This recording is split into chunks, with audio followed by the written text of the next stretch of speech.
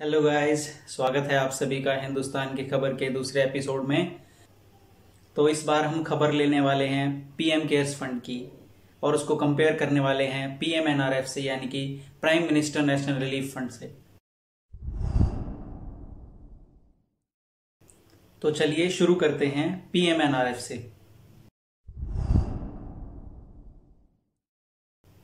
पीएमएनआरएफ stands for prime minister national relief fund. इसे जनवरी 1948 में जवाहरलाल नेहरू द्वारा स्टार्ट किया गया था टू असिस्ट जो लोग पाकिस्तान से इंडिया में आके एस्टेब्लिश होना चाहते थे या आए थे वहां से रिफ्यूजीज, उनको एस्टेब्लिश होने में मदद करने के लिए इस फंड को शुरू किया गया था। और करंटली ये फंड उन लोगों की मदद करता था जो किसी भी नेचुरल या मैनमेड डिजास्टर के शिकार होते हैं, या फिर जो गरीब लोग जो महंगा कोई इलाज नहीं करवा पाते हैं और बहुत ही गंभीर बीमारी से जूझ रहे हैं, तो उनकी मदद के लिए पीएमएनआरएफ फंड्स देता था। करंटली पीएमएनआरएफ में 3,880 करोड़ रुपीस हैं, जिसमें से 840 करोड़ के अराउंड लिक्विड फंड्स हैं, यानी कि उनको हम डायरेक्टली यूज करने के लिए वो हमारे पास अवेलेबल हैं, और बाकी इसको गवर्नमेंट सिक्योरिटीज में इन्वेस्ट किया गया है। चलिए अब ऐसा ही छोटा सा इंट्रोडक्शन देखते हैं पीएम केयर्स फंड का। PM care stand for prime minister citizen assistance and relief in emergency situation fund. इस फंड को 27 मार्च 2020 को बनाया गया और इसका मेन मोटिव कोविड-19 से फाइट करना था। ये फंड्स एक आई कैचर बन गया दोस्तों, क्योंकि सिर्फ 4 दिन की विंडो में 27 मार्च से लेके 31 मार्च के बीच इसमें 3,200 करोड़ रुपीस कंट्रीब्यूट किए गए। और कुछ ही दिन बाद इसकी सीक्रेसी और ट्रांसपेरेंसी को लेकर कुछ इश्यूज आए और उन पर डिबेट स्टार्ट हो गई। तो चलिए देखते हैं। सबसे पहली बात आई दोस्तों कि prime minister national relief fund के होते हुए किसी दूसरे पीएम केयर्स फंड की जरूरत ही क्यों है। और इसका जवाब देते हुए गवर्नमेंट ने कहा कि पीएमएनआरएफ में जो भी फंड्स हैं वो लिक्विड फॉर्म में बहुत कम हैं, और इसीलिए इसको पीएम केयर्स फंड बनाया गया है, जिसमें सारे फंड्स को लिक्विड रखा जाएगा, उनको जब मर्जी हम चाहें इस्तेमाल कर सकते हैं।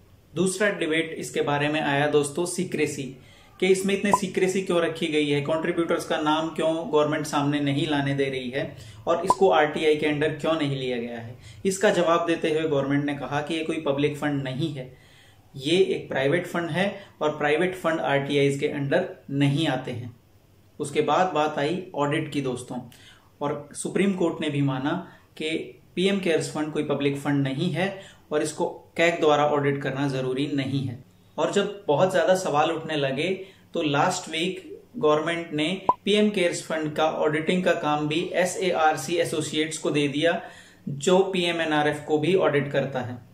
और पीएम केयर्स फंड में सबसे इंपॉर्टेंट और सबसे हाईलाइटेड इशू है CSR, यानी कि कॉर्पोरेट सोशल रिस्पॉन्सिबिलिटी। तो चलिए इसको थोड़ा डिटेल में देखते हैं दोस्तों। CSR होता है कॉर्पोरेट सोशल रिस्पॉन्सिबिलिटीज।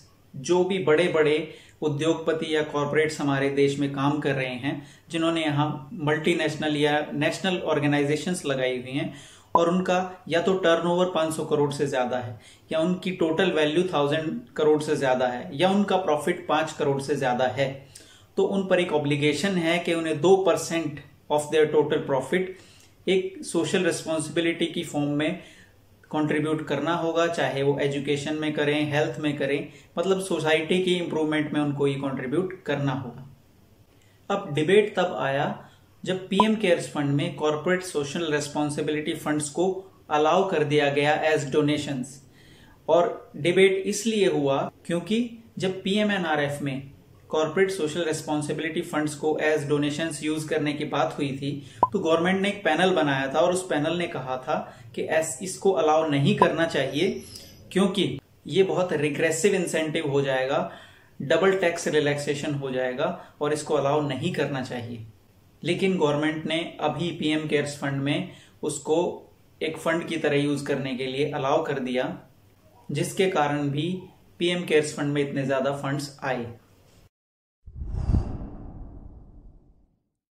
और एक और इंटरेस्टिंग बात है यहाँ दोस्तों, इंडियन एक्सप्रेस की इस रिपोर्ट के अनुसार बहुत सारी PSUs ऐसी हैं जिनका नेट प्रॉफिट 0 है, या फिर उन्होंने अपने बजट एलोकेशन में से भी इस फंड में पैसे कंट्रीब्यूट किए हैं। जैसे कि स्टील अथॉरिटी इंडिया लिमिटेड ने 30 करोड़ रुपए पीएम केयर्स फंड में कंट्रीब्यूट किए हैं और साथ ही 9 करोड़ रुपए एम्प्लॉयज की सैलरी कट करके पीएम केयर फंड में कंट्रीब्यूट किए हैं, जबकि सेल की 3 साल से नेट प्रॉफिट 0 है। दूसरा एग्जांपल है दोस्तों, एयरपोर्ट अथॉरिटी ऑफ इंडिया ने अपने टोटल बजट एलोकेशन में से 15 crore rupees PM cares fund में कंट्रीब्यूट किए हैं।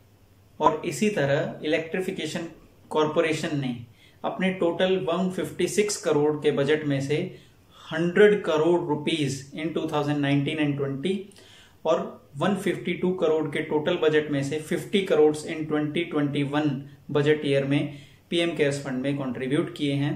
और इसी तरह के कंट्रीब्यूशंस लोगों के दिमाग में डिबेट और शक पैदा करते हैं दोस्तों। सो इस तरह के लूप होल्स को देखते हुए पीएम केयर्स फंड पर सवाल उठते हैं और गवर्नमेंट को इनके जवाब देने चाहिए।